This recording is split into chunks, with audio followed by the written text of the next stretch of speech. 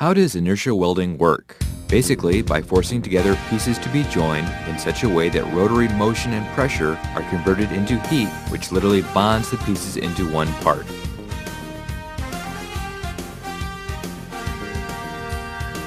Two pieces to be joined are aligned in an inertia welding machine.